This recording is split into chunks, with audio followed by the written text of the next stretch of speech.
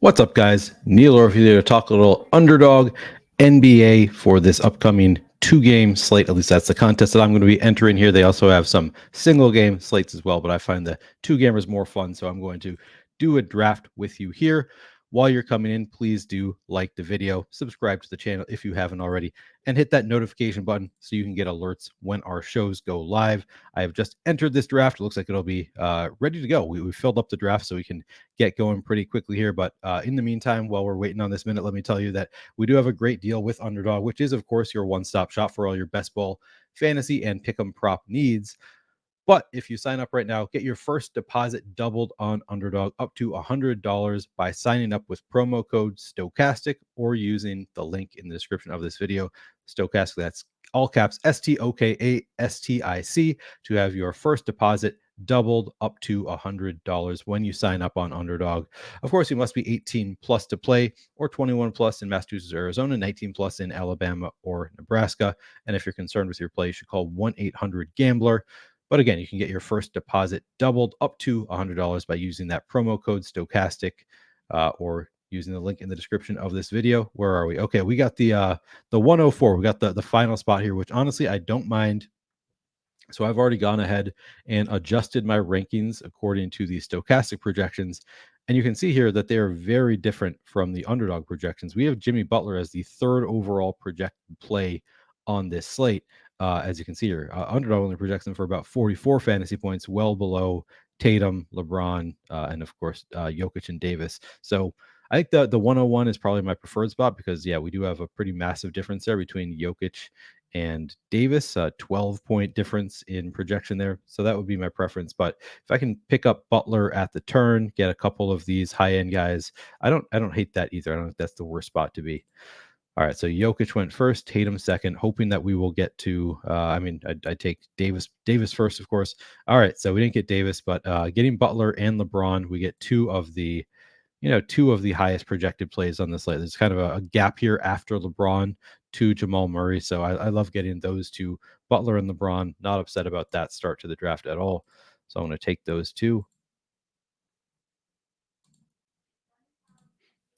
And then the next, you can see Jamal Murray is our next highest projected. That is another big break from the Underdog projections. We have Jamal Murray next. They have, Jaylen Brown higher, Bam Adebayo higher, maybe just those two. Oh, Aaron Gordon higher, D'Angelo Russell. So there's several players that they have projected higher than Jamal Murray that the Stokastic projections have Jamal Murray higher. So there's a chance that Jamal Murray will come back to us on the next turn. I would obviously love that as well. That might be the actual best case scenario, is getting the fourth overall pick. If you can get, two of those top five, if you do get Jamal Murray coming back to you, I feel like that is going to be a pretty big edge in terms of Stokastic projections. I don't know if it makes up for that 12-point gap between Jokic and AD, but it still closes the gap there quite a bit. It's very helpful in terms of projection if you can get Jamal Murray coming back. We'll see here though. If I end up getting Austin or Aaron Gordon, all right, Jamal Murray went at the 10 spot, so sadly did not get that comeback here. Didn't get lucky there. It's Aaron Gordon. Nope, Aaron Gordon fell. So not an ideal turn here, but we've got Porter and Reeves up next. Who do we have already? We've got Jimmy Butler and LeBron. We've taken already. So we can get two more, load up on the LA Denver game a little bit more. I don't hate that. It is. I assume it's going to be the faster paced game, LA and Denver rather than Miami Boston. So 4 parts of that game, just Jimmy Butler in the Miami Boston game so far. I think I'm okay with that. But again, I do think the ideal scenario here is probably getting that 101, just because of that huge gap between Jokic and Davis. Like it's really hard to make up for that gap if you're just going for best projected. Obviously, that's you don't get paid out for projections; you get paid out for actual performance. But the highest upside is probably going to be getting Jokic at the 101, maybe Jamal Murray at the 7-8 spot. With if you can get two of these three, I think you're looking pretty good. Yeah, it's close there. But I think there are scenarios where it could play out where, again, you get Butler and two of these 5 at the turn. You're guaranteed to get 2 of those 5. So that's a nice start there. And then if you do get Jamal Murray, then coming all the way back to the turn, I bet you see that in some drafts, even though it didn't work out for me here, just because he is projected pretty low down the board. Probably not going to happen often, but at least something that can happen there. And then we get Robert Williams is our next best projected. Interesting that they have Derek White projected pretty well here, above Robert Williams there. They have him projected much better than we do. So I'm probably not going to get there, but maybe Stillman Green takes Derek White here. Have to wait and see. Oh, he took Gabe Vincent. Okay. All right. So I could just take, Robert Williams is our next highest projected here. We've got Robert Williams at 23.64 fantasy points. So I could take Robert Williams. It's interesting that we've got Derek White projected so low relative to where they have him. I think I'm just going to trust the projections, go with Robert Williams here. Max Strus, I don't love it. If I'm being honest, I don't really want to take Max Strus here. It's kind of feels like an ugly pick there. But I'm just going to trust it. Trust the upside here. Got to trust the projections. After I've done a few drafts, maybe I'll branch out a little bit more. But for now, I'm just going to go with the projections. Just trust the highest projected because they are different enough from the underdog projections.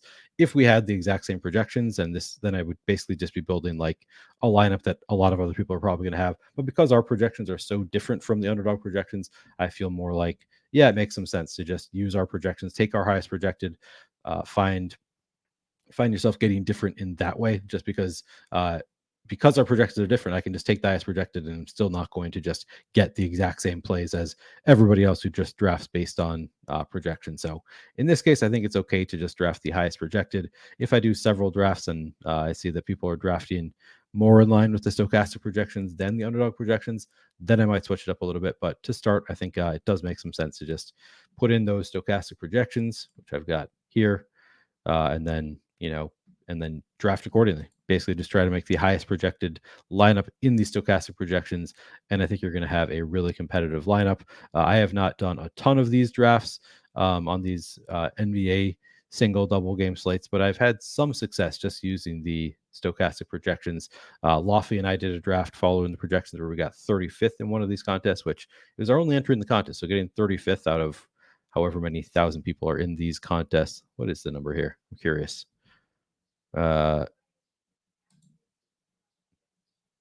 So this one is 8,300. I don't know if this might not be. Oh no, sorry, 11,300 is after it fills. So fairly large contest. I feel like the projections in general, if you just use the Stokastic projections, you're going to put yourself in a pretty good spot, particularly on slates like this where they do differ so much from the underdog default projections here. So that's going to be my approach in general, is going to be just using the Stokastic projections in cases like this where they don't line up with the underdog projections.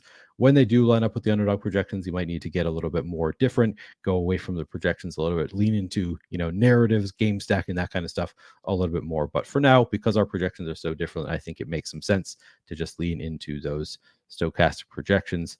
Anyway, that is going to do it for this video. If you have any questions, please feel free to let me know. You can always hit me up on Twitter. Happy to answer questions at PlayerQDFS on Twitter if you have any questions for me. But again, you can get your first deposit doubled on Underdog up to $100 by using promo code Stokastic. So check that out if you haven't already. Plenty of good stuff going on Underdog, including NFL Best Ball, which I'm already addicted to it. If you're not yet, you should give it a shot because it's a lot of fun. Anyway, that'll do it for this video. Good luck this week. Talk to you